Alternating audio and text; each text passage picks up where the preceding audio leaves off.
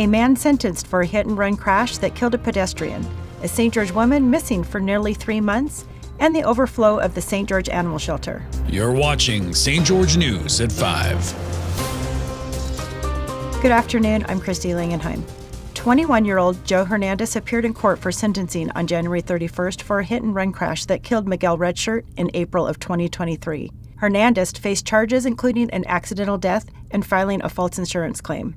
After a heartfelt plea from Redshirt's family, Hernandez expressed remorse and called it a tragic accident. He stated that his last 9 months in jail was very hard on his soul, not because he was locked up and away from his family, but because a life was lost, the life of someone who had a family, children, and a family that loves him. The judge acknowledged the pain on both sides and sentenced Hernandez to 1 year in jail, followed by 3 years of probation. 32-year-old Courtney Townsend has been missing for nearly 3 months, and her family has yet to give up on locating her. Here's Haven Scott with more in the story. Family members of a southern Utah woman missing for almost 3 months are sending out a public plea for help. The St. George Police Department shared a missing person post on social media for Courtney Lynn Townsend, 32, on January 8th, reporting the woman had been missing since late last year. A Facebook alert states Townsend stole her mother's car on November 16, 2023. Police say the car was later found abandoned in Kane County. St. George Public Information Officer Tiffany Mitchell confirmed to St. George News that Townsend is still missing and officers are investigating all leads. Townsend has also been added to the National Missing and Unidentified Persons System, Mitchell said. Anyone with information regarding Townsend's whereabouts is urged to call the St. George Police Department. Thanks, Haven. A fire alarm sounded in a Cedar City elementary school, which led to a 30-minute evacuation of the building on Wednesday afternoon. Here's Jeff Richards with what caused the alarm to go off. Cedar City's East Elementary School was briefly evacuated on Wednesday afternoon as firefighters investigated a smoky smell in the building's gymnasium.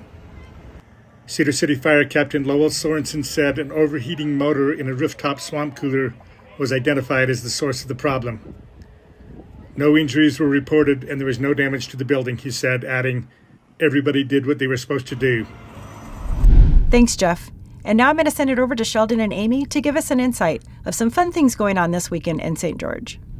That's right. So many great events happening this weekend. Starting, the big game is this weekend. You don't want to miss it. Head over to Wingnuts because they have all the happenings. Or the Hive 435. They also got a watch party. A lot of watch parties all over the place. And next week is Valentine's Day, so don't forget to enter the Coney Love Stories. Yes, or you could do date night with Mikey and the Missus. You could just listen to Mikey and the Missus, and you can have a date night with these cozy chairs, the big screen. Oh, it's going to be so good. Movie night. Yeah. Find out the full list of weekend events on our TGIF listing on stgeorgenews.com. Now back to you in the studio. Thanks, guys. The St. George Animal Shelter is becoming overfilled so much that they aren't accepting any more dogs until its current occupants have been adopted. Here's Maury Kessler on why the shelters are filling up so much. The St. George Animal Shelter has seen a recent influx of surrendered dogs to the point there is a growing waiting list for submissions. St. George Animal Services Director Kathy Threedis also spoke to the issue and what is being done to help find new homes for the dogs currently at the shelter. Yeah, we've just had an awful lot of owner surrenders recently, as well as strays.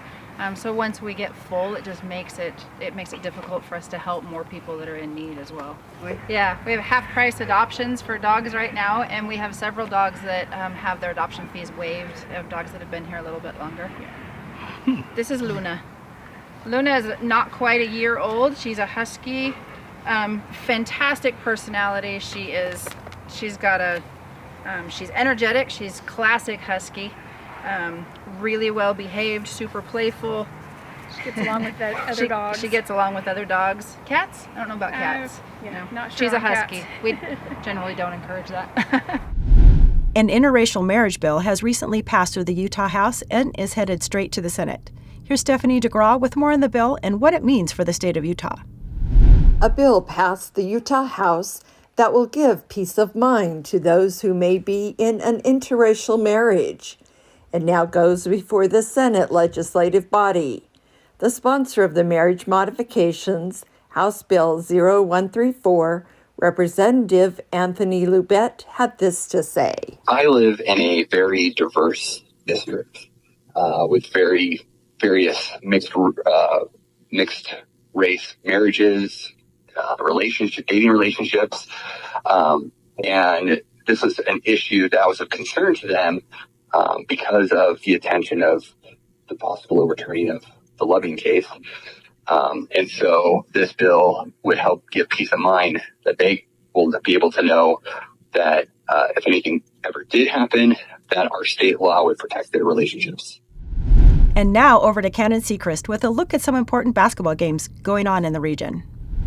That's right, Christy. And starting with tonight's Region 9 girls basketball, Snow Canyon and Dixie should be a great one to watch. The last time these two teams met, the Warriors won 67-56, which nobody is shocked by since the Warriors are on a 17-game winning streak as of right now with an 18-1 record. Pineview is also headed up to Cedar to face off against the Reds. The Panthers are looking to break a 4-game losing streak with a win tonight, and the Reds are trying to bounce back after a close game with Snow Canyon that ended in a 58-52 loss for the Reds. And the last game of the night is Crimson Cliffs at Hurricane. The Mustangs are coming off their first region win in which they upset Desert Hills 49-47. The last time these two teams matched up, it was a close 3-point game with the Tigers coming out victorious. And in college hoops, we've got the SUU and Utah Tech rivalry game going down tonight. The men's teams are playing in St. George at 7 o'clock, and the women's teams are up in Cedar at 6:30. And then on Friday night, there are some big Region 9 basketball games going on, starting with the game of the week, Dixie at Snow Canyon. These two teams are sitting on top of the region standings, and the Flyers are currently undefeated in the region with only 3 games left in the regular season. The Warriors are currently on a 5-game win streak, and the last game they actually lost was against the Flyers, 70-54. Another game on Friday night is Hurricane at Crimson Cliffs. The Tigers are still looking for their first region win as they are 0-9 so far and time is running out. The Mustangs, on the other hand, are sitting at an even 5-5 in region and will be trying to poke their heads above 500. And the last game of the week is Cedar at Pineview. The Panthers are on a 4-game losing streak. However, the last time these two teams met, the Panthers came out on top 67-55. So Friday night's going to be a big game for the Panthers. Now back to you, Christy. Thank you for watching St. George News at 5. I'm Christy Langenheim with St. George News, your #1 source for local news. This has been St. George News at 5.